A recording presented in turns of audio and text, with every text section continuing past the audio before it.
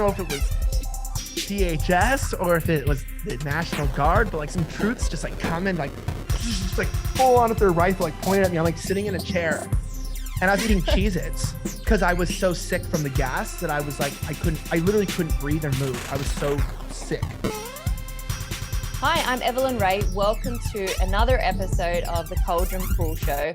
I'm joined today with a very special guest. He is an on-the-ground reporter for The Blaze. He also is a TV and podcast host. He's also offensive, but only slightly, and that is Elijah Schaffer. Thank you so much for joining me today. Thank you so much for having me on. I love Australia. It is part of my roots, my blood. My wife's Australian. My co-host on one of my shows is Australian. My sister's dating an Australian. My family's Australian. And you guys have it tough and rough. But I just wanted to say as we start out that I absolutely love you guys. We are praying for you guys. And I'm so happy to be on this show as this is an amazing website and publication. Thank you so much for having me on.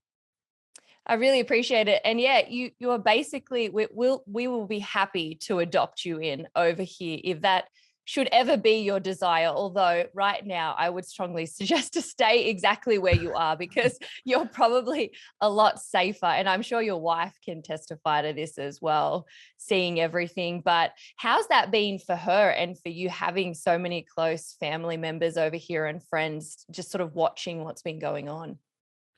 Well, there's two aspects to this that I think are really interesting. Number one of the hard parts about being an American, and then I'll attest to the Australian part, is that other Western countries love to dismiss Americans' opinions, yet they are obsessed with our politics. And then they don't realize that a lot of their ability to be a different type of Western nation is based and predicated on the fact that we provide the military support internationally that gives them the ability to spend their taxpayer dollars on, let's say, more secure social programs than we have, right? They don't spend, hundreds of billions of dollars a year on their militaries. So they're able to use things like get free healthcare or free college or different things. But we spend an enormous amount of money trying to police the world, which they complain about, but it benefits them specifically. Yeah. And so when you're an American, people are, oh, they're loud, they're annoying, they're this, they're guns, and they just pick us apart. Meanwhile, the reason why Australia's not invaded by China per se is because of United States interference, also including the fact that we're providing the submarines to protect your borders. So it's hard to comment on foreign stuff as an American because people tend to dismiss you. But what's interesting is we're actually quite informed on what's going on in other countries, more informed, I would say, than people inside of the nation themselves, simply because we have one of the few Western countries that has laws in place to protect free speech. And so we have a huge influx of information, the ability to get information out, and industries of sharing information. Most tech companies are American.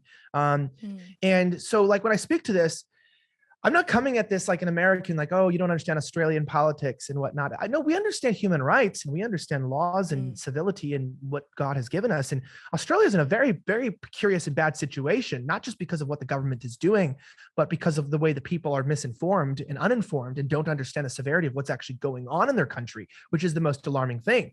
And they often judge Americans like, well, you don't get, Australian, like, it's just always, it'll be all right. It'll be all right. That's very the mentality of Australians. And to those that are listening, whether you're, a crown colony, as we call them, Canada, United States, New Zealand, Australia, or if you are an independent country, like a Western country in Europe, the problem is that it's not all right. It's not going to be all right. And you should not be accepting the situation you're in, no matter if it's an American telling you. America has a lot of problems. And if an American is telling you as a Western country you have a problem, you do. Because we have plenty in our own border and we're aware of them. And being an American, being married to an Australian, being surrounded by them gives you a really interesting perspective. On the personal note, Australians abroad, specifically unvaccinated Australians and those with unvaccinated families, are very heartbroken. I mean, my mom's dead, so I can't hug her. But my wife has not been able to hug her parents in years and not been able to see them. And by no means are we in a financial position where, money is keeping us from seeing them. We're not, she's God's been very good to us. So she's, stay-at-home wife. It's not time or children, as we're, fairly newly married. We haven't had kids yet. To realize that the government has created a roadblock to prevent both my wife, my co-host, et cetera, from being able to have a holistic and whole family. To realize that my wife, that if, that's kind of maybe why we've been delaying things with children a little bit, that, if we have a kid, that her mother, cannot be here to help or to meet the kid. I mean, it's damaging. It's damaging to the families. It's a human rights abuse, but also it's on a political level, it's quite shocking to see a nation like Australia treat their people very similarly to the way the CCP treats its people in China, because Australia is not a collectivist society. It is individualist. It's Western in many ways. But to see them disregard the rights of the people, and to see the people accept it, even though I don't know every one of them, is just heartbreaking. To watch European countries fall to autocratic totalitarian measures, and to see them not respect Enlightenment ideas and Christian values of autonomy and the ability to think and safety over something that, like, COVID is really not a big deal in terms of what people make it out to be. It's just not. The response doesn't match the threat by any means. And to see this happening, to be directly affected by it, but to also hear the cries of the people who are against what's going on with no legal ability to fight it, no understanding of what to do. I know it's a long-winded response, but like,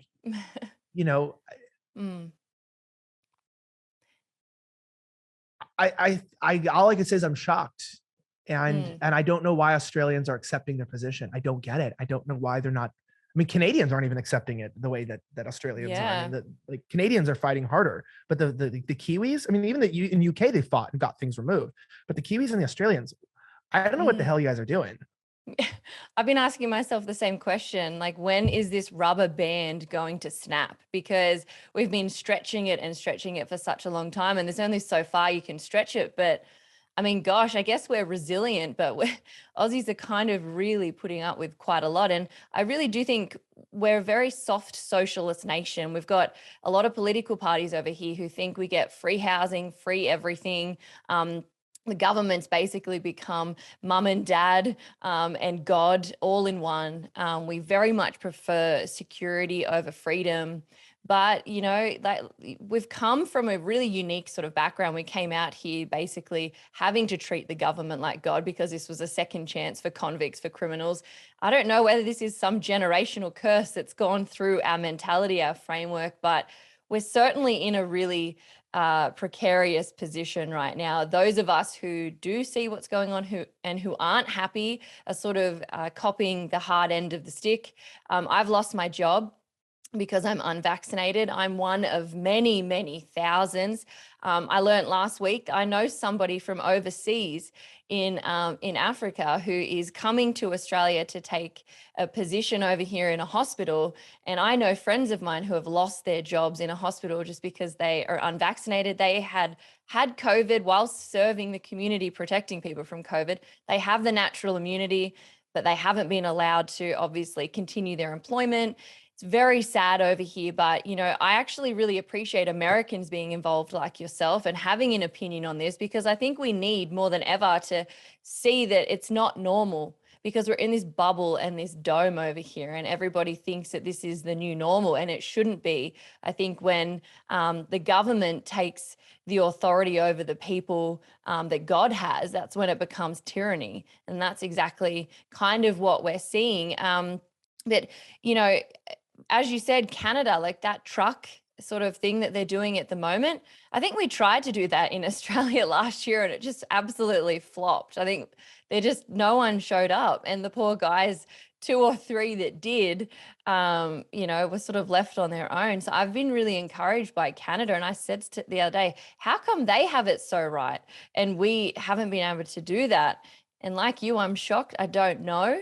But are you seeing in America, like obviously, like I know places like New York, they've had some pretty draconian measures, like children being masked as young as 3 in daycare and things like that. But is there kind of what's the feel in America right now? Are you guys done with it, or are you still kind of having to push back a bit? Well, it's definitely geopolitical. It's like where you're located is very Yeah. important. And to put it in perspective, people care a lot about what's going on in Australia because Americans see Australia as being a Western idealistic environment. I love Australia. I lived in and out of there for a few years. I really, really enjoy the people, the country. America is about similar size landmass to the United States, but much more dense and populated. And for people that don't know this, it's like more people live in California, one of the 50 states, than live in the entire country of Australia.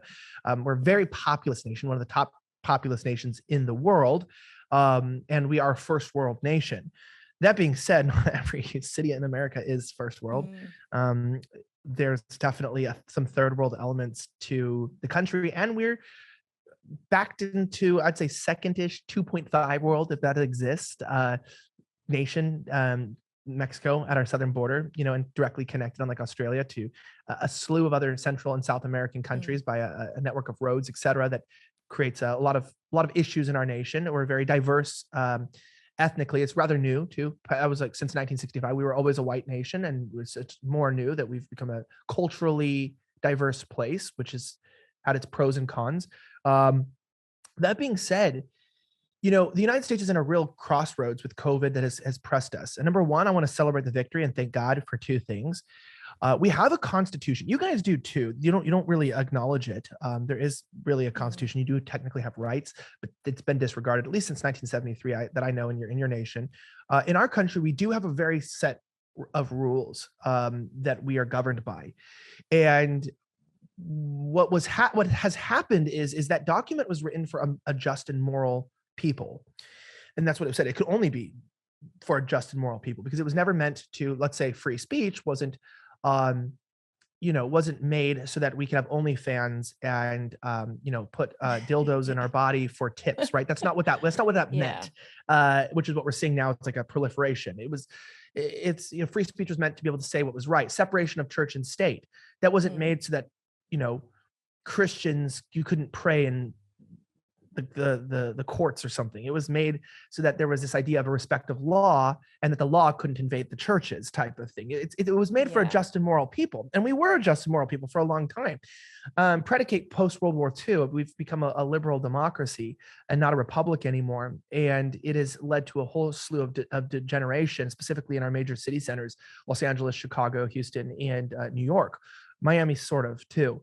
And these cities don't really abide by the Constitution. They've had major reforms in the justice system by major banking cartel members, including Soros, and also just a few different foundations, which have essentially gotten district attorneys inside of the court system and judges to be appointed in their campaigns, so that the judicial system is sort of no longer operating by the rules and the laws and the charters of our nation, and sort of they're just lawless environments. That being said, the major cities don't really follow the Constitution, but the Constitution still exists.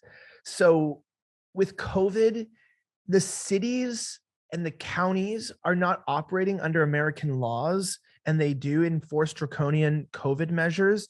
But federally, on a national level, the courts, because the way that the judges are appointed, and they're appointed, and some are elected at like the state and county level, we're starting to win lawsuits, and we've been winning a lot of lawsuits, Mm. which is where we've been sort of fighting the cities, and the cities know they're going to lose, but they do stuff anyways, but then they lose, but these take months and oftentimes years.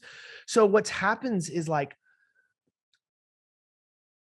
it is against medical law, HIPAA, to ask for people's vaccine status to enter an environment. And so somewhere like, I think the Washington, D.C., New York, Los Angeles, and Chicago are like some of the only places that would require, and San Francisco, would require you to show your vaccine status to enter a business. It's fully illegal nationally, which means it's against state and local laws. It is fully illegal constitutionally, and the lawsuits are currently being written and they're currently entering courts, and they'll take time. We will win them. And that's the difference with the United States, is we're going to win, and we are winning. And that's what I say major white pill. Basically, they can't make any of these mandates laws, because that's why our legislative body in the United States is not writing laws. The Congress isn't doing anything. If Australians aren't so familiar, we have the legislative branch, which is Congress. They write the laws. The executive branch, which is the presidency, FBI, et cetera, they enforce the laws. And then we have the judicial, which is, down from your city court to the circuit to the Supreme Court, that sort of measures judges, or I would even say legislates the law. And so the legislative won't write any laws on COVID. That's one thing, because they can't. It's all illegal. Everything's illegal. Every measure against COVID is illegal. Mask mandates, social distancing enforcement, everything. So we've never had a federal laws. We have had no COVID laws. There's no such thing as a law, because you can't. What we can have is mandates. Mandates are illegal. And the only way that we can get rid of mandates once they're executively pushed is by fighting them in court. It's the same reason why the January 6th insurrection, nobody's been charged with insurrection, because even if the federal government says it's an insurrection stuff, legally, there's no grounds to push it as so. So with COVID, there's no way to enforce any law. So people are then suing in the courts, and the federal government is expecting the courts to slow it down. But we just, unfortunately, in the United States, for them, we keep winning every fight. And we got all mandates for vaccines just withdrawn yesterday from the federal government, all mandates for companies. And even most states, people are winning against the mask mandates. And so it's like you see the draconian measures of like people disobeying and disregarding the Constitution. After all, it is just a piece of paper if people are not moral and just. But our court system is still pretty legit, and the Constitution holds all legal power. And so we're one of the few Western countries that, while our government is just as corrupt as Australia and New Zealand, I know this is like kind of maybe boring for people. Maybe it's boring for you going into this. Not at all. It's fascinating to me that even though it takes years, I think within several years, probably less, we'll see everything gone away completely in the United States due to major lawsuits. And that's where I think we have the advantage on everyone, is that we actually can win. When Australia, you guys don't exactly have the same respect for human rights that we do here, and the same legal ability to fight your government that we do. Because in the end, we have a lot of guns. That's all I'm going to say. Yeah, our government's quite frightened. Our government, to put into perspective, we can get into this actually, which I don't want to derail your podcast. I just it's so good. The fascinating thing about the United States is that we do have a lot of guns, and that's what keeps the government afraid of us. And the United States government, it's coincidentally, as they pushed harsher COVID measures, the UK has quite a bit of more guns than people understand too. So does Australia, but they're locked up. I'd say the UK probably has more firearms per capita. Maybe I'm wrong. Someone can fact check me on that. But I will say this, is that the government is so unpopular in the United States at the moment that the greatest threat to the country, they claim, is domestic terrorism, which means extremists, which essentially just means people who are sick of the government. And we are currently doing drills in North Carolina, the United States government is, on how to overthrow a fake, a transitionary government that is trying to take over the federal government. They're so scared. They're doing war drills in the country right now on how to topple a independent government that secedes from the country. Wow. They're afraid of secession. It's that unpopular. And Reuters explained that it's based upon the COVID measures. People are so mad about COVID that there's genuine, and it's real. People write it off. No, there's I've talked to attorney generals of states. People are considering breaking off from the union or not, or no. Texas has taken over its own border. We've militarized our own border. We stopped relying on the federal government. We took our own National Guard from our state, which we control. We took our own military from our state. Every state has their own military, if people don't know that. And we've militarized our own border, and we've created our own laws. We've stopped respecting the federal government in many ways. And so it's quite interesting in the United States. People don't realize that how much autonomy states really have, but also that the federal government is being forced to relax a lot of things, not just because of the courts, which they could ignore, but it's because there's a genuine threat of violence against the government, which I'm not condoning or supporting or promoting by any means, because that's the internet, and I have to say a lot of disclaimers. But the problem with the United States is where the UK had the same issue, which is why they relaxed the issue. We could topple our government here. People say the nukes and stuff. No. That's not how it works. and the government doesn't want domestic warfare, and the states are having a hard time getting states to cooperate with them. Um, Mm. which is why they've taken away emergency authorization for the monoclonal antibodies, specifically so that deaths can go up from COVID, and so that they can put pressure on red states to sort of get back in line. But America is very unstable right now, and because of the instability and the will of the people and the amount of firearms and the genuine threat that the government feels, they are not only removing the laws, but every lawsuit we win, they're immediately complying, because they realize if they don't, they may have a civil war on their hands. And I don't mean that lightly. It's a genuine Americans' hunger for justice is pretty strong, despite what public perception we have due to the media. Yeah. And in Australia, it's interesting. I feel like your constitution, you have the Federalist Papers, you have all these things which were great Christian men who made these things and had a real understanding of exactly what you said, the role of the government and where they fall in line to people and human rights and things like that. And I think while ever people pledge their allegiance to something greater than the government, that's the biggest threat to the government, and so I feel like Americans get that a lot better than we do over here. And we have legislation now. They've made permanent pandemic legislation. It's gone to our courts in Victoria, and it's permanent now. So our court system has failed us at a constitutional level. We have these mandates, so to speak, being enforced right till the end. We have absolutely no rights. And as you said, we are unarmed over here. We don't have the Second Amendment. We don't have any of these things. So I definitely think you guys are in a better position to fight this than us. And whether, you guys have a better understanding of what freedom actually is as well. Because as I said, we came here not really as free people. We came here under the government, whereas you guys fought for your independence. You guys fought for your freedom and for your rights, and you broke away and formed, I guess, a healthy respect for freedom and understanding of it. But going back to sort of America and Australia, I mean, I mentioned this before. I wanted to sort of touch base of what, not just purely COVID, but I guess the things that happened in America over the last couple of years with Antifa and BLM and the riots and things like that. Because over in Australia, we just sort of feed what the government gives us. And the mainstream media obviously portrayed it, I think, very differently to what the truth actually is. And I would always go to your page and look at your videos to get the truth, because you were on the ground. You actually saw it with your own eyes. It wasn't secondhand information. It wasn't Chinese whispers. I knew if I went to your page,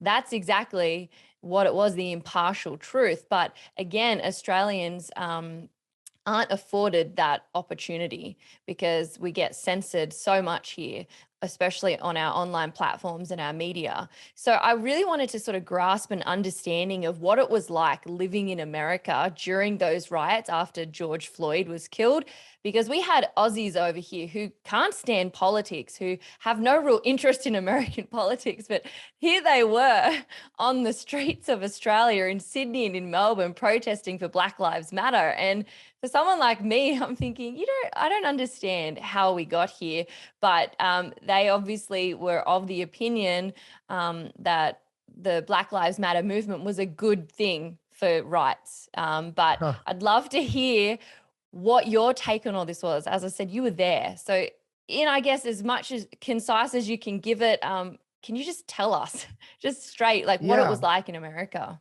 Well, objectionably, America is not a racist country, despite what people discuss on the media. We don't have an issue with racism here. And, I know your core demographic and audience probably agrees, but some people might disagree. Oh, what is a white man saying that? No, trust me, we have no racism issues in our country. In fact, we have quite the opposite. We're like too generous to countries that we shouldn't be, and we are more diverse than we probably should be. Meaning, not because there's anything wrong with being of a different race, but just it actually creates more problems in the fact, just culturally, of what we want for the country going forward, politically, based off of cultural background and norm.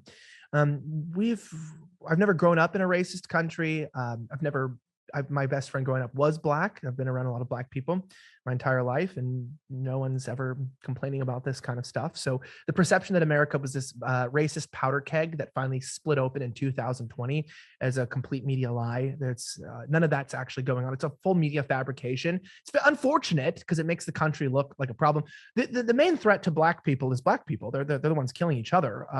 There's a real crime problem and gang problem, but it's not. There's no issue with cops killing Black men. There's no statistical information about Black people being killed disproportionately by police more than white people. There's literally just no evidence for any of this besides what the media says. And they don't back it up with FBI crime statistics, anything. So 2020 was an interesting year because I don't think anyone expected racial riots to evolve because there was no racial tension. There was no actual issue. Black people are lied to in the United States regularly about this racial tension, that white people hate them. And it's an interesting thing because I've never met a white person that hates Black people. And that doesn't mean there aren't some that exist. But I would say that there was just a lot of lies throughout the Trump presidency about racism, the rise of Nazism, and et cetera. That was, again, all fabricated. So they tried to create race riots a little bit earlier with an older case of someone who was shot while jogging. And they brought up a couple of things, including like Breonna Taylor and people, and just things that they were trying to just get race riots started. And there was some, we saw those in Ferguson a few years earlier.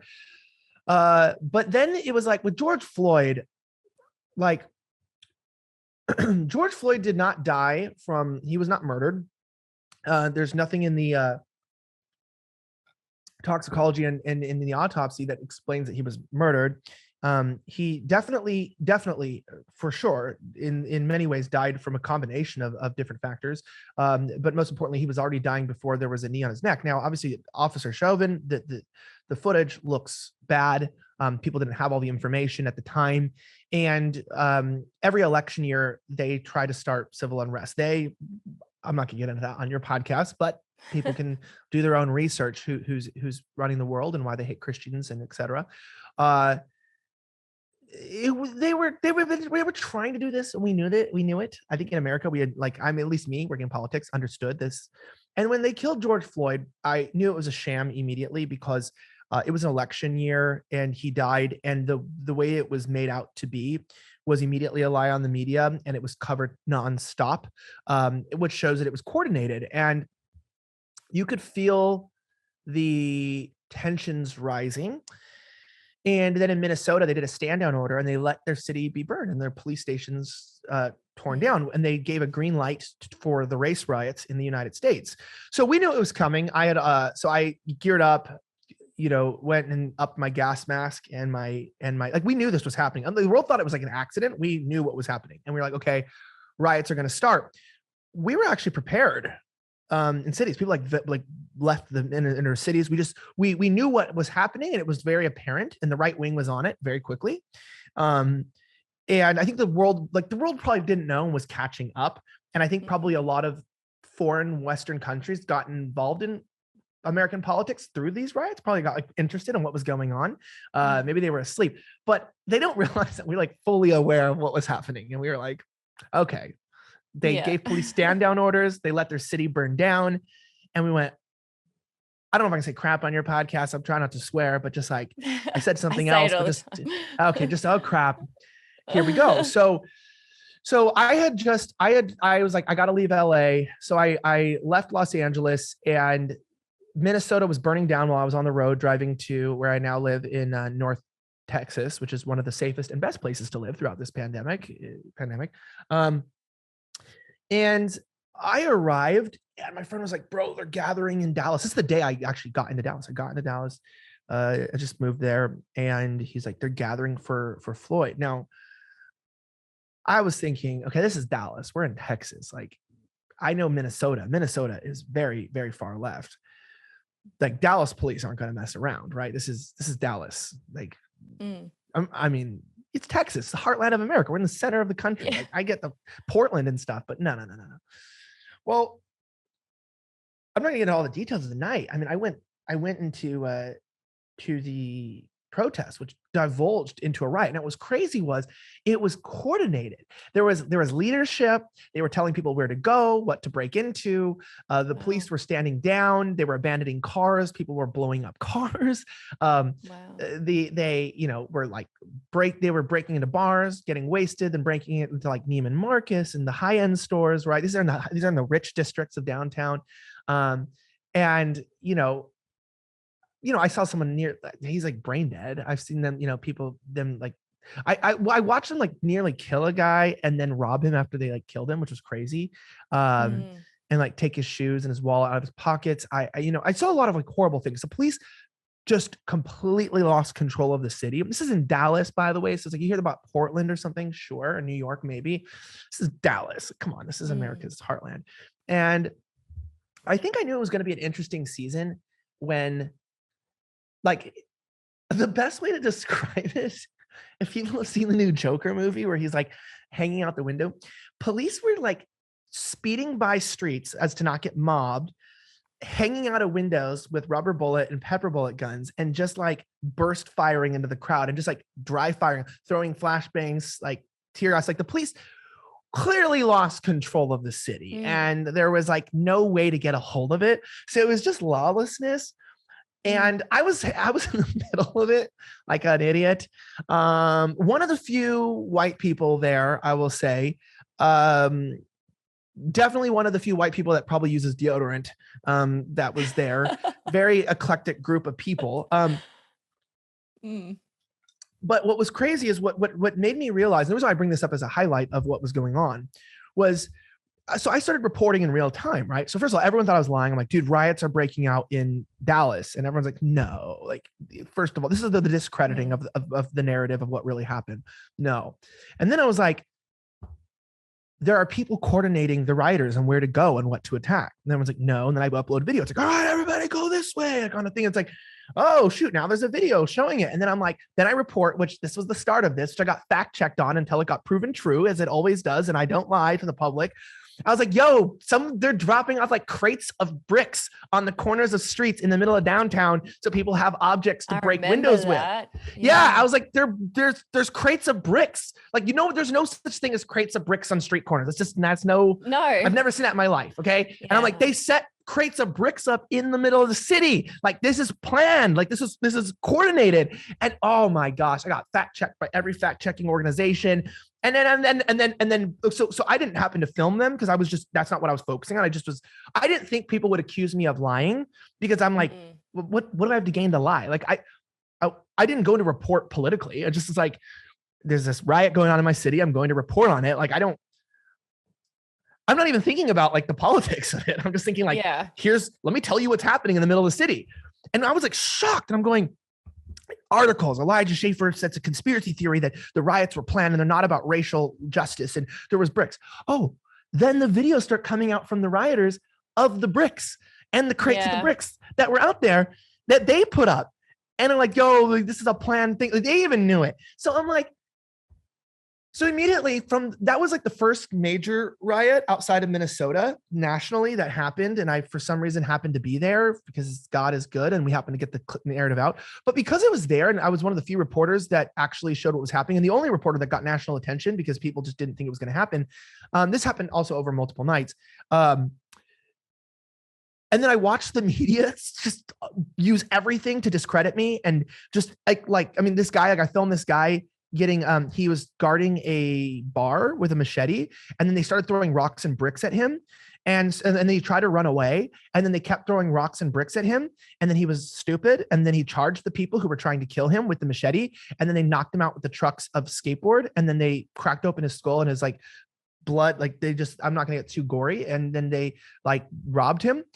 And I put up them beating up the guy and like robbing him. And then the media was like, then I put up the whole footage underneath it later. Cause in real time, it's really hard to get footage up on the internet, specifically in these tense situations. Cause I don't know if the police jam the signal or if it's just the amount of people rioting and using their cell phones in one district, but it's like one of the hardest things is to get up footage in real time. It's extremely difficult. So the shorter you make a video, the better. It's not about selectively editing. It's just showing people what they need to see. Because if your video is under 10 seconds, you can usually get it up. If it's more than that, it's very difficult. So I just showed them beating this guy up. To this day, I mean, I've had documentaries made about this, movies. I've been, from talking to anyone from HBO to having, Intercept and people, I mean, multiple articles. I mean, I'm talking about actual like movies about this, about how I lied because the man charged them with a machete. So they were, racial justice warriors protecting Black people from a crazy white guy. But they leave out the fact that he charged them because they tried to kill him and he was acting in self-defense. And then they go, well, then why was he trying to guard a store? What do you mean, why was he trying to guard a store? Why were people rioting and trying to break in? Like, where's your narrative? So, I only focus on this because it's like it took one event, and I've been to several dozen of these riots and been involved in them, not rioting, but documenting them. It was crazy that I became the criminal in this, like the reporter became the criminal, where the controversy wasn't that people rioted and broke into the city for no reason, and it was coordinated, and that it was organized, and that it was planned chaos and destruction of a city, and people were nearly murdered, and a lot of people were hurt, and police officers injured. That wasn't the story. The story was a reporter mischaracterized the event, which wasn't even true. To this day, that's what's remembered from every one of these events that I've been at. It's pretty much been I've been the storyline, not the story. To where I'm like, meaning they made it the crime. I mean, Harvard University, one of our most esteemed institutions, ended up writing an article that the riots were actually the result of the work of myself and another journalist here named Andy No documenting them, and that our documentation of the riots was spawning copycat riots, and that we were really the reporters were to blame for the violence and the rioting, and like for billions of dollars of damage. I mean, it was so crazy. It was so insane from my first interaction that I just knew it was all a bunch of BS. And there was no George Floyd racial justice in Dallas that night. People were just looting and wanted free stuff. People were just angry and just wanted to cause damage. And the police in every major city, basically, because of local liberal politics, Dallas is actually very left. People don't realize in central Dallas, most major cities are in the United States. They just let it happen. And I don't know why they let it happen. I still don't have answers. And that's a lot of time spent on like the first riot, but it's just like, there's so much to be learned from that one first event that is like, it's really sad that I was able to make a career out of covering mass chaos and violent events in the United States for like over a year. I'm not happy about that. People are like, oh, call it a grift and stuff. Like, again, it's like, why are you making this about me? Like, America was attacked from within by far left domestic terrorist groups that organized chaos, and the governments colluded with them, and people were killed. Dozens of people were killed. Billions of dollars of damage happened. A country was traumatized. Publicly, our PR didn't look too good. And now you're supposed to tell me that on January 6, 2021, 1 year later, that somehow a riot, which wasn't really even a riot, it was more just like I know it's like weird to call it a violent protest, but meaning I know what a riot is. This was like a little bit different than a riot. This was like a politically motivated, something like violent protest, I would call it. You're trying to tell me that is abnormal in the United States? Like, after I just built an entire public profile of covering these events, spending, six figures in just travel costs to keep up with this stuff. And you're going to tell me that this is an abnormal thing? It's like, oh, give me a break. This was a period that I think eventually, hopefully, historians will record accurately. It was crazy. So. It was insane. I'm saying it was insane. I have a lot to say because there's a lot to say about it. It was crazy. It was insane.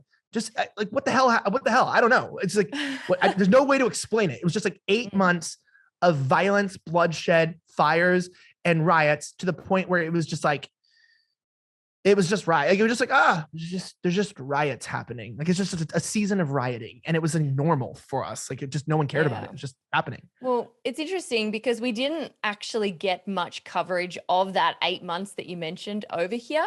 But what we did get a lot of coverage of was the insurrection, which, like, obviously, like that, you can sort of see how the media was using that as a means to almost forget those 8 months that you're talking about. And I actually was on Sky News over here. I've been shadow banned at the moment, but because of my opinions. But Someone asked me on Sky News about the insurrection. I was like, come on. I was in law enforcement for 12 years. Like, please, do you really think that a group of people who respect and honor the Second Amendment decided to all get together and unarmed to have an insurrection on the Capitol? Like, you've got to be kidding me. And I was sort of very vocal about it because, like you said, like, we know the difference between a riot and what that was. And you were there on the ground for it. And I know that you sort of have spoken out a lot about it, but is that something you're willing to sort of touch on, like what you saw on January the 6th, or I'm not sure. Yeah, no, okay, so there is an open investigation on me. That's the Attorney General. I mean, it's kind of scary because like I've been fully investigated on this already, so it's fine by Homeland Security and the FBI. To have your audience be familiar, I think it's funny that we're having this discussion because I'm a very normal guy. I don't take myself too seriously. I have a lot of fun in life. I need to practice. I need to love God better by being more obedient. After my mom died, I've been in a little bit of a spiral personally. It's been very rough, but that's also afforded me the ability, kind of being dead inside, to sort of get involved in some crazy stuff. And it sort of shocked me about how crazy it's been the last few years. I guess I've been maybe coping with trauma and grief through inserting myself in situations where I could die or have problems because I don't maybe value my life as much as people value their own. And that being said, I laugh because I'm just a normal guy. I used to be a youth pastor and different things. And I went from being like a youth pastor to like, now I've been involved in like every impeachment hearing and getting, tapped by the FBI and, like being involved in like a few of the most major critical court cases also in American history, modern history and stuff, where it's like, but it's by accident. Like, it's like, I'm not trying to do this. I'm just trying to be there. And January 6th was a good example of sort of just like, I just wanted to document this rally in Washington, D.C., because that's just what I do. Like, I document stuff, but I didn't think it was going to be violent. In fact, I went with my phone. I am so stupid. These events were so uneventful that I like went with like a 44% charged battery on my phone just to like film a couple clips. I wore body armor because I legally have to wear body armor in Washington, D.C., because there was assassination attempt on my life a couple of months earlier, and the FBI got involved, and I had to be evacuated by the federal agencies because they tried to kill me. They literally, in real time, they literally foiled an assassination attempt. Weird stuff, but they tried to kill me.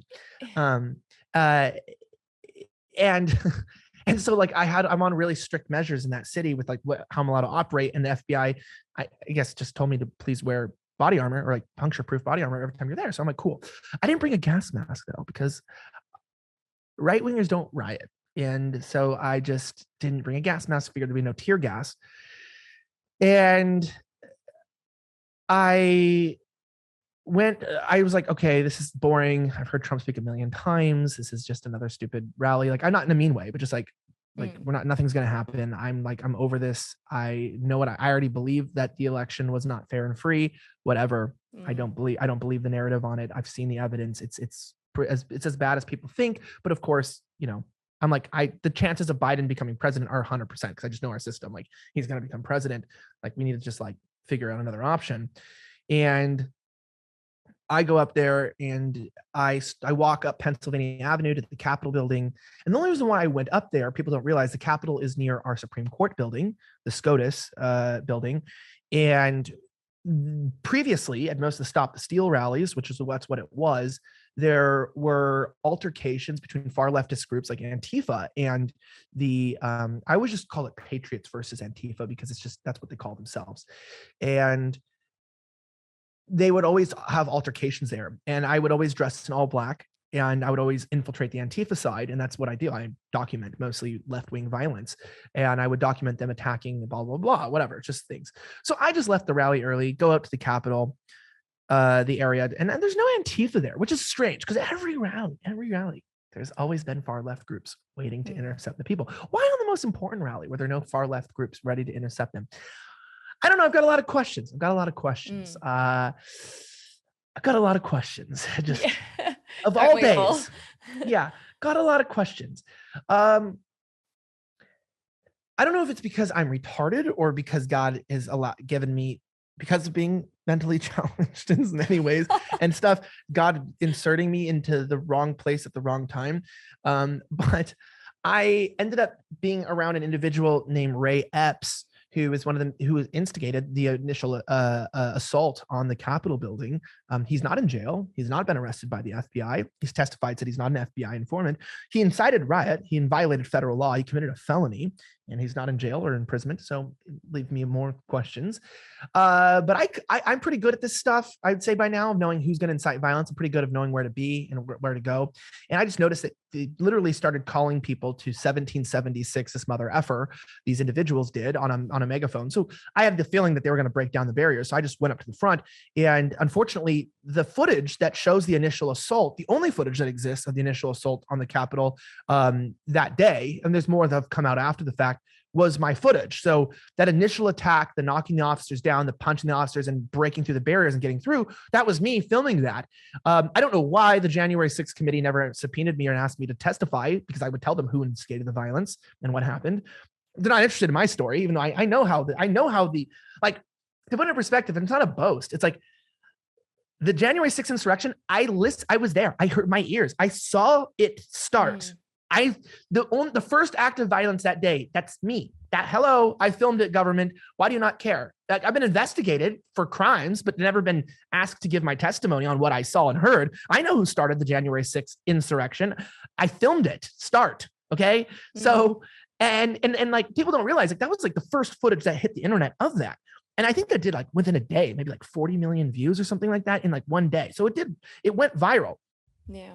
I didn't think it was as big of a deal in the moment, because I've seen federal buildings attacked many times, and I've, been in a lot of violent situations. I've had quite a few guns pulled on me. I've been jumped. I've had quite a few bones broken. I've had a lot of surgeries, etc. So, like, I don't know. I've just been around a lot, and this wasn't angrily violent. This just seemed like, again, I call them violent protests where they're not riots. It's just like the people at the front are like angry, and so they like hit cops and stuff, right? So it's like it's mostly a protest. There's a lot of BLM violent protests too, where like it's really a protest, meaning 99% of the people are protesting, and there's like 1% at the front lines that agitate and cause problems. Yeah. A riot is like when it's just like a horde of people looking to cause destruction kind of thing. Yeah. Like that's more what I consider a riot. Like Dallas was a riot. No one's protesting. There was no signs. There was no speeches. It was just hordes of people breaking into buildings.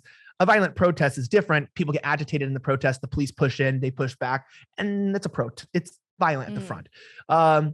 That's what this seemed like to me, because it was like Donald Trump's speech wasn't even over. So I couldn't call it a riot because everyone was still down at the there. I realized I was kind of screwed because I crossed the barriers and I didn't want to help the police or anybody, or even we'll just call those people the front rioters themselves. They are looking for some destruction. The rioters at the front, because I didn't want to get politically involved. Now, people don't realize this, but I actually have like one of the highest security clearances, like credentials for journalists in the United States. Like that's actually, you have to go into the Capitol building to get them, and you have to be a part of a major organization, and it takes years to get approved and stuff. It's like a very complicated thing. How do I get that? Quickly, people conspiracies. People always think that like I'm like somehow like deep state or I'm connected or something. The truth is I just work for a news media organization, and they have the connection for the credentials, and I got the credentials from them, which are very authoritative in DC. You need those credentials. If I didn't have those credentials, I'd be in prison. So I'm like, praise God. I just want to remind people of that, because they tried to put me in prison, and they still are. And I'm not in prison, because if they put me in prison, it's gonna become a Supreme Court case. Anyway, we pushed up, and it got really violent. I noticed things started seeming suspicious. Somebody had a water bottle full of like fake blood that they were like spraying on the steps. Things where I was just like, what the hell is going on here? And cops didn't know what to do. Like there was no police really. Like there was like no police really. And there was no National Guard. And it was already going for like half an hour. And I literally spoke to police officers, and I'm like, like, wait, yo, we're in the national capital. Like, where's the military? Like, where's the backup? And he's like, I don't know. They're not giving us backup. Like, and I'm like, cause I just flash my credential and they know like, oh, like they know it. It's now an orange pass. It used to be considered a green pass. So it's like these Capitol Police know who you are. And I've used it on, like, you can get behind police lines with this stuff. And so I'm like flashing my badge to everyone, being like, yo, press, like, I just, what's going on? I need an update. I'm trying to update the public, blah, blah, blah, blah, blah. And they would give me updates. Like, I don't know. Like, and I'm like, and they're not even in riot gear.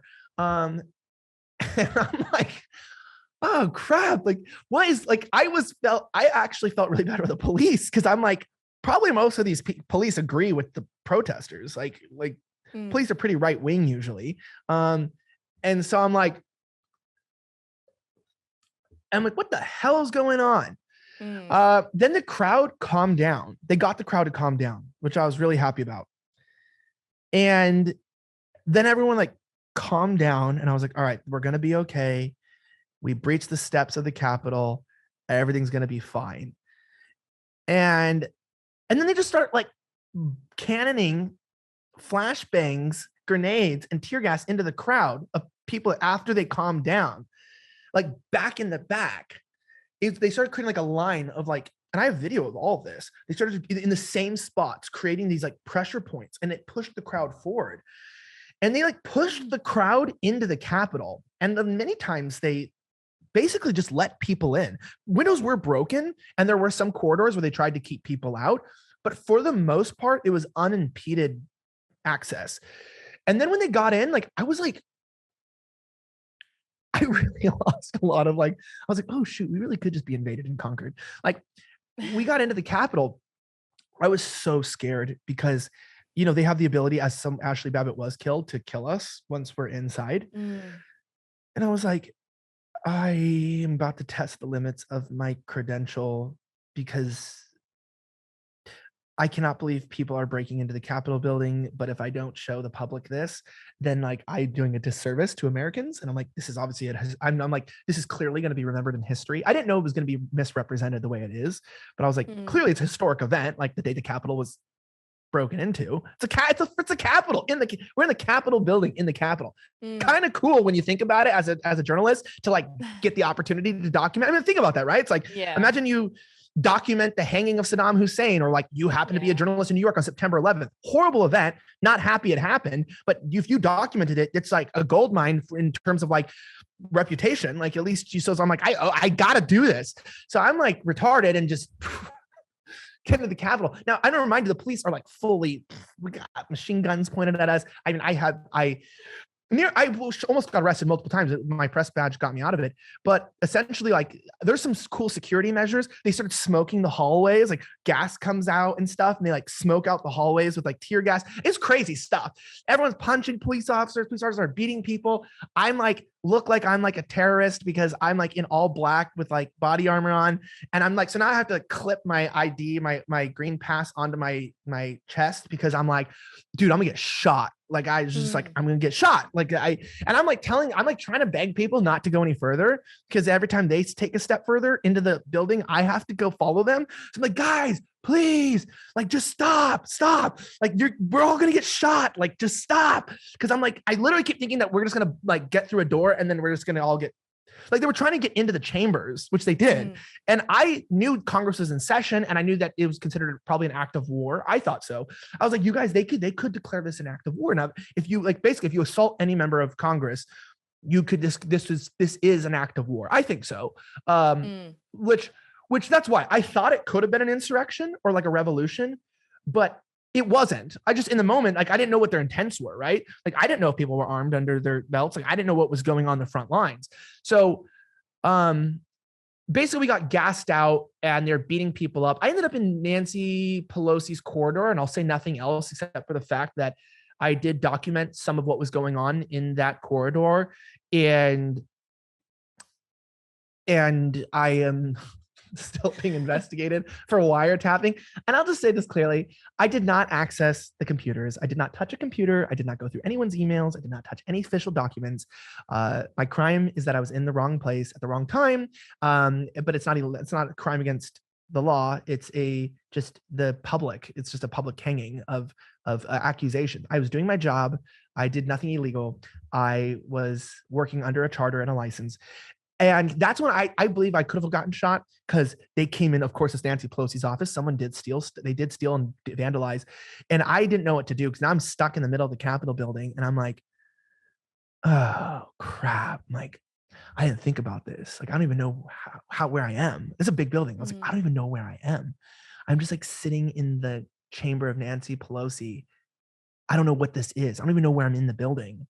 I'm somewhere deep inside. And I'm like, and then like I don't know if this is interesting to you, but it's like very interesting. Like, yeah. Like the some like I know everything I say is long-winded, but it's like, and they like just like, I don't know if it was DHS or if it was the National Guard, but like some troops just like come in, like just like full on with their rifle, like pointed at me. I'm like sitting in a chair, and I was eating Cheez-Its because I was so sick from the gas that I was like, I literally couldn't breathe or move. I was so sick. Like I was genuinely like sick. Like it made me feel like I thought I was gonna have a heart attack. Actually, I thought I was gonna die. So that's why I was sitting in there, because I was just like, I didn't know what to do. And I was like looking at an officer while he has a rifle pointed at my face, and I'm just like pointing to the badge, like, yeah, don't shoot me. And then like they cleared everyone out of the office except for me. So I'm like, okay, I guess the police are fully okay with this badge. Like, I guess I'm fine. Anyway, I had some more fun there, documented a lot of crazy things, got detained a couple times, got hit a few times, ended up getting locked inside the Capitol building in the rotunda, ended up having to beg police to let me out using my badge, ended up helping them look for bombs. I was just like, dude, they were like, this is the bomb. I was like, I just picked it. I don't know. I just helped them clear some bags and look in them for them because I wanted to get out. And they're like, all right, you can leave. And then they escorted me out. And then I retired from journalism after that day, because I've been in a long-term investigation that is trying to put me in prison for a very long time for doing my job. And I have not reported since that day, really. No. Yeah. So I've been mostly just on TV now, because so I'm in a long-standing federal lawsuit, and it's expensive and very scary. And I went into hiding into protection program for a while, and they harassed me and followed me in cars and documented and tapped everything and harassed everybody from my church to people. And it has been a nonstop fight against the federal government, simply because a congressman who is a political enemy of mine decided that he was going to weaponize the DOJ against me specifically because he wanted to make my life hell, even though it was illegal. And so now I've been fighting the federal government, who is illegally prosecuting a credentialed journalist. And that's my stupid little life in 1 hour. No, it is certainly not stupid at all. And I say when, because it is going to be over for you, because, I think that the truth will always come out in some way or another. You'll be vindicated. But, you have to write a book or something with all of this. Like I feel like it's the truth that needs to be told one day when you're able to just completely openly speak about it. So you should do that. You should pursue that one day. But I'll wrap it up with one sort of last question and it's something that I've been encouraged by you about it.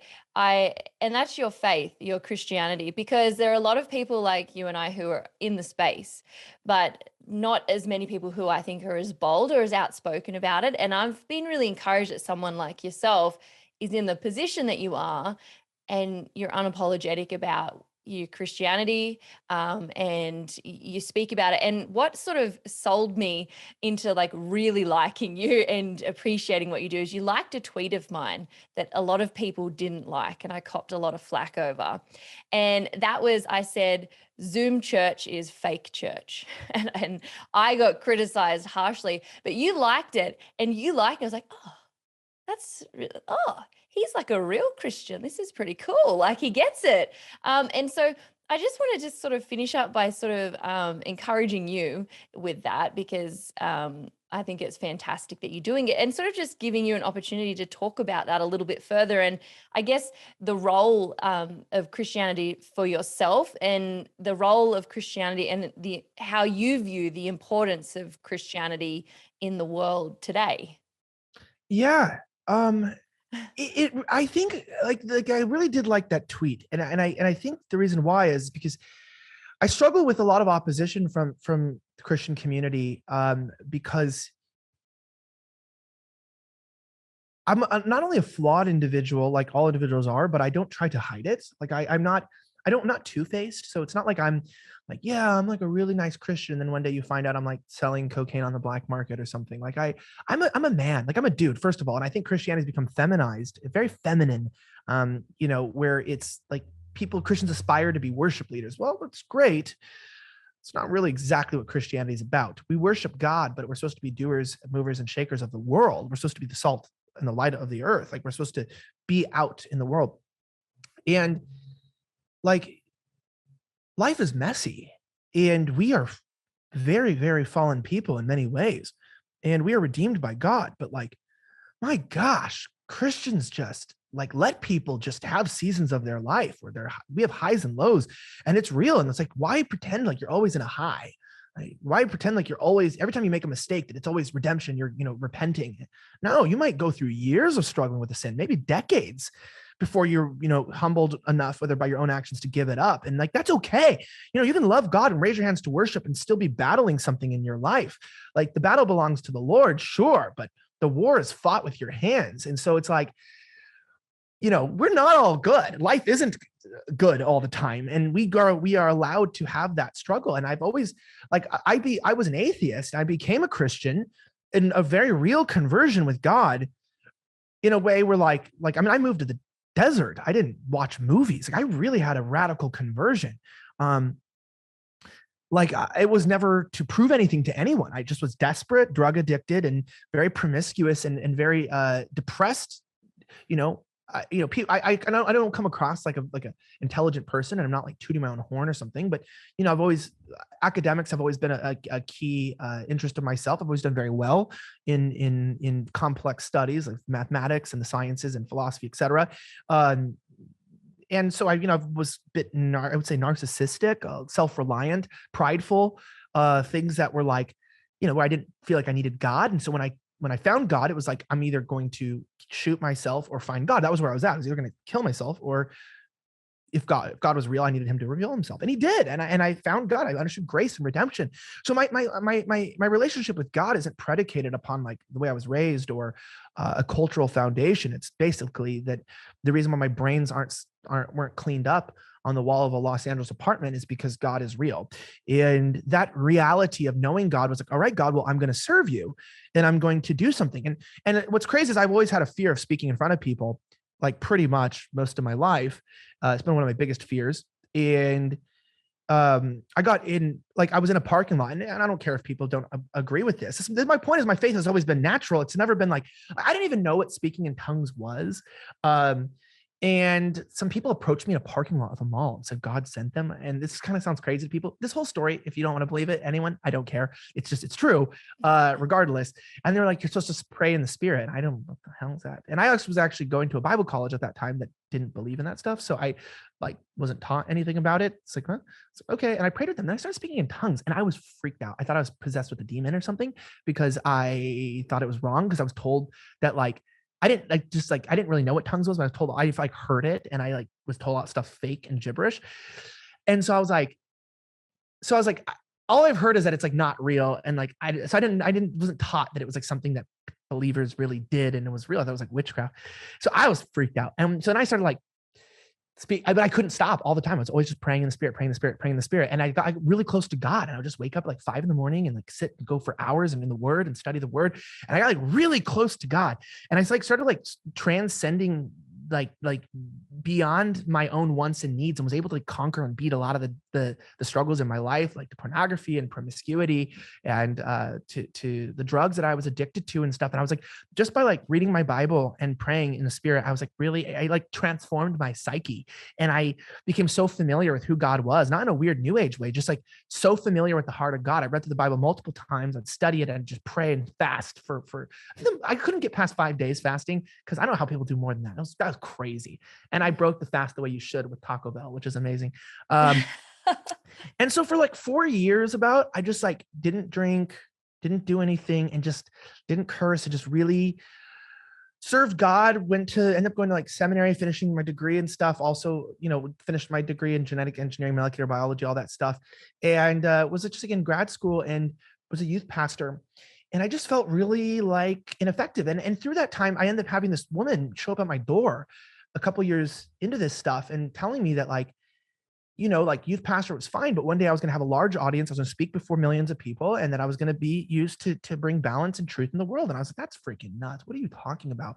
And she kind of like set me up on this like 3-part thing that was going to happen before that happened. And like, I was protected in the church, but I just felt like it was just so ineffective. Like the church wasn't doing much. And I just like really got into politics and really started seeing what was happening in the world and how the church really isn't there. And it's just, there's not a lot going on. And since sort of questioning the church wasn't effective, I was sort of cast out by the church, by Christians in general, very much before anything. And being thrown out of the church and into the world, like sort of got back into some bad old habits. And I never lost my faith. Because it wasn't given, like it was sort of ingrained and instilled in me. And like, I've never thought that my faith is based on my works, but my works are the result of my faith, which is it's like my faith can't go away. I'm not like some guy who's going to go make a mistake and then I don't believe in God anymore. Like, what are you talking about? And I'm also not someone who's like, well, I believe in God, I can live however I want. So I'm not like living like that either. I was just like, dude, there really aren't a lot of like people with real faiths in God doing anything cool in the world. Like, this is crazy. Like, I'm out here and like, this is crazy. I'm meeting like presidents and stuff and like doing crazy things. And I've just seen the hand of God. It's been a calling of God that he's been sustaining me. So many people try to take me down. And that's why I can't get prideful, because the only reason why I'm not in prison and the only reason why things have gone as successfully as they have is because God has allowed me. And if they go away, which is totally fine, which could happen, and I could go to prison, is because God allows it. And so what's really confused the general public, which I think is the funniest thing ever sometimes, and also it's hard because I don't think I have the greatest reputation, is people always tell me like, so you're really a Christian. You don't seem like a Christian. And that makes me sad. That people don't think of Christians as like real people that do real things and like influence the world and stuff. They think of Christians as like good people who stay in the church. And I don't want people to think I'm a good person, actually. I hope they don't, because I'm not good besides what God redeemed me and the value he put on my life. And it's because of God that I'm able to have value and be good. But the fact that like the world doesn't like me because I'm not worldly, and the church doesn't like me because I'm not churchly, but God loves me because God's redeemed me. And then that, causes me to struggle with being godly, which is a true struggle. I don't write that off.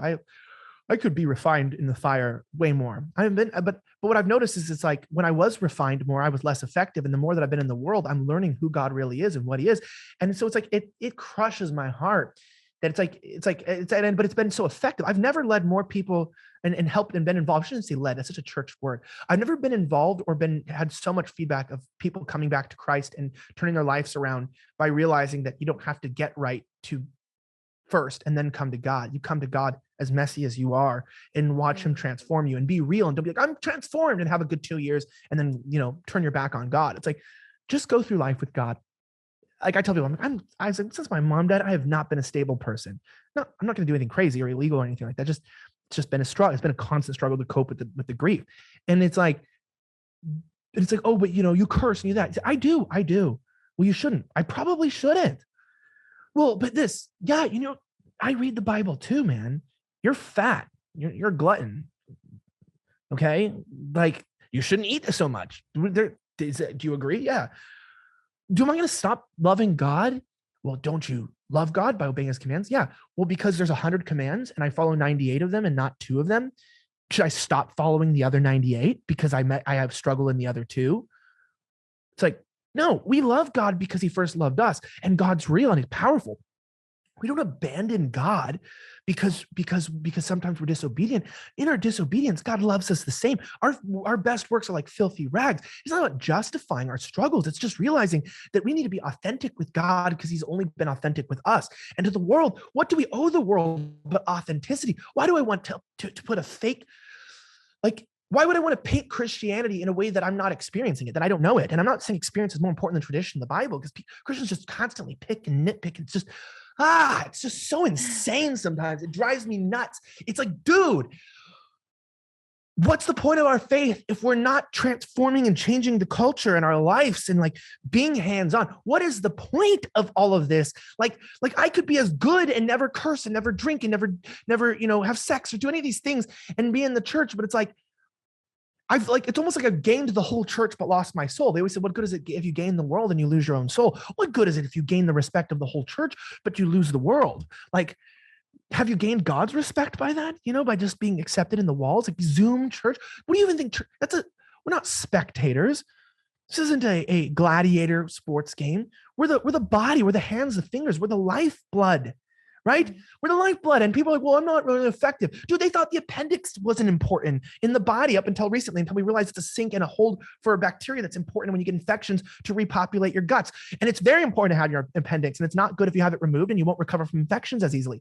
And it's like, we've gone through years not knowing the purpose of a we called it vestigial organ, and it was showed evolution's real, and we came from chimpanzees, and then we realized, oh shoot, God designed it for a reason. It's like we were all designed for a reason. My reason, I thought, was to be a mouthpiece in the church. That wasn't what I was designed for. I know that I'm living in my calling, and because I'm living in my calling, I have opportunities to do right that I've never had in my life, and opportunities to do wrong I've never had in my life.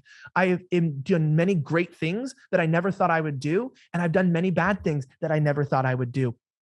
And that's all part of the story.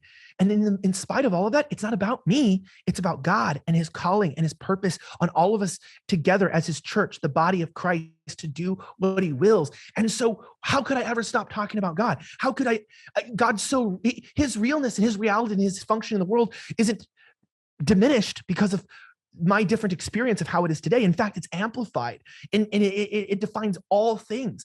And it's like, the church is just so far from God's heart. And I'm not, some expert and some, huge critic of the church, but it's like, there are so few people that really do believe in God that are doing anything. And I know that because I'm out here and I met a few of them. You're one of them. So it's like, I've met a few people, literally just a few, that both have a genuine faith in God and a genuine love for his people and what's going on in the world, and to see it change.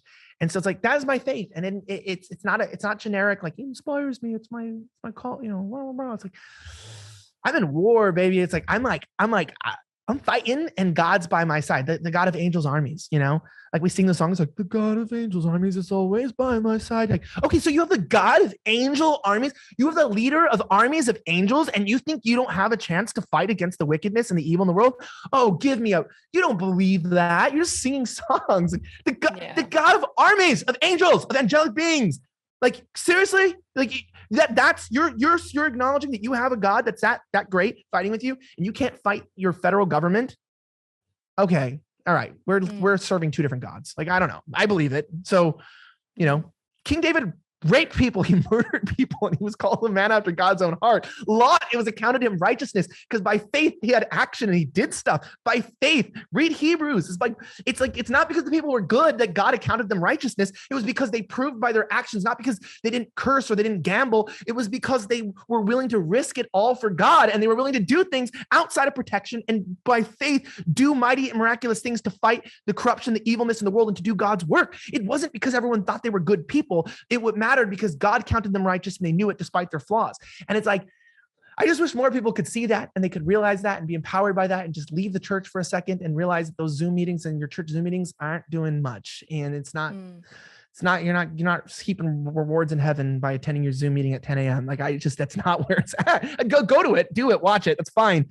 It's about being and moving and shaking. And I hope more people wake up, and I hope they do that. And also too, I don't mind if people criticize me. I do have issues. Iron sharpens iron. Go ahead, call out my flaws. I probably am more aware of them than you are, by the way. It's like, I tell the public, it's like, if you email me and tell me about where I'm making mistakes, I live my life more often than you see it on the internet. So I know exactly where I struggle and where I sin and where I make mistakes. And guess what? God's still perfect, and I'm still going to serve him, and he's still the God of angels armies, and he's still by my side. So we're going to go forth and in faith, and we're going to conquer this world together. And I don't need anybody else. And because I have God, and that's all I look to. And maybe there's no one behind me and there's nobody else beside me. I don't know, because my eyes are on Christ. They're fixated. And so that's why I'm fighting in faith. And I might be stupid because maybe there's nobody else but us, but there's multiple stories in the Bible where God wanted less and less soldiers to fight, less and less soldiers to fight, because he wanted to prove that by his own hand, he could do it. And so I know I have nothing to do with this. That's why, again, there's no ego, because it's nothing to do with me. It's God by my side. And maybe this all sounds a little bit like dumb to some people. But it's like, it's so much more fun to serve God in the real world. It's disappointing. It's tragic. Sometimes it's emotional. It's defeating. It's everything. But it's like, in the end, you win. So the ride is fun. Yeah. And that basically sums it up. I don't know. That's why I do what I do. I think the last couple of years has really sorted the wheat from the chaff in terms of ministry, church, and things like that. Like the corporate church, the modern church is weak. And when you have a weak church, you have weak communities. When you have weak communities, you have a weak nation. You break the church, you break the home, you break the nation. And that's exactly what we're seeing. And so, as discouraging as it is to see the church render things to Caesar that belong to God, I'm also encouraged because I feel this is a great leveling right now. When God speaks, the mountains tremble. And it's like he's speaking, and the things that are fallible, the things that aren't fixed in something eternal are just falling off the shelves as it shakes. And maybe that's a good thing, because I do think we're ripe for a revival. And I think we're ripe for Christians who actually seek God and the affirmation of God, not man. And I think the new era of shepherds is yet to come, and good will always prevail, like you said. Stupidity can't sustain itself. So yeah, I'm super encouraged by your faith. And I'm so like, wow, I don't even know what to say about some of the things you've experienced over the last, sort of few years. But again, thank you for going on the ground, getting the truth out there, especially for Australians like me who wouldn't have known that if there weren't people like yourself out there doing that for us. And, I'd love to talk to you more, but I'll let you go. And thank you for coming on today and for sharing all of this with me. Really encouraged by you, and love your work. Where can people follow you and support you? Yeah, it depends what they're into. So if you are sensitive to vulgarity and to cursing and sensitive images, don't follow me anywhere, because basically I cover culture, and whether it's me talking about things or showing you things, again, I'm just being honest, and nothing I do is for children, just so you know, and it's not safe for children. If you're an adult and you don't mind things, or you understand educationally, it's okay. I'm just putting that out there. You can, if you care more about like the culture of like what's going on and being educated on things that you would just have to know, especially for the youth, of like what's going on with genders and sexuality and just the insanity of what's happening in the world, and you want to stay updated, you can follow me on my podcast, Slightly Offensive, which is available on all platforms, both audio and video, and all social media, including alt media like gab.com and Telegram, but all the major ones as well. If you're sensitive to cursing, I wouldn't follow any of these shows. But if you're not, or it doesn't faze you, I have a live show as well that is at 6 p.m. Central time, which for Australians is like your morning, I think it's like your morning time. It's like a morning show for you guys, I guess. And that's called You Are Here. And that is on YouTube as well. And my co-host is Australian, Sydney Watson. And that is a really weird show that I like a lot, because we have anyone from like a transsexual one night to like a white nationalist the next night to like, it's just the most, then like we'll have like a porn star on, and it's not dirty, but like, and then we'll have like a pastor on. It's just like the point of the show. I have an atheist woman and I'm like a Christian guy. The whole point of the show is to have like differing viewpoints and people to have conversations about culture topics of the day and what's going on. And it's actually worked out really well. We've been only going for like 5 months. We already have like 130,000 subscribers, which is like crazy in like 5 months. God's been good. I don't know how that worked out, because that was a really hard show to launch. And I encourage you to watch it. It's a great show. It's fun to watch. And it's like 2 hours every day. So that's what it is. And you can follow me on all social media as well, but that's just gives you a little background of what it is. And also make sure you support Caldron Pool and you support Evelyn and everybody that's working there, as it's a great organization, and they're doing a lot to support, and they're actually quite popular in the US. So that's true. Thank you. Yeah, but love your shows, love what you do. Love Sydney as well, your co-host. She's lovely. I'm going to try and get her on here one week as well. Would love to hear her thoughts on some things. But again, thanks for joining me. God bless. Take care of yourself. And hopefully you stay outside of prison for a long time to come, because I love hearing and seeing all your commentary on things in life. So thanks again. Awesome. Thank you for having me on.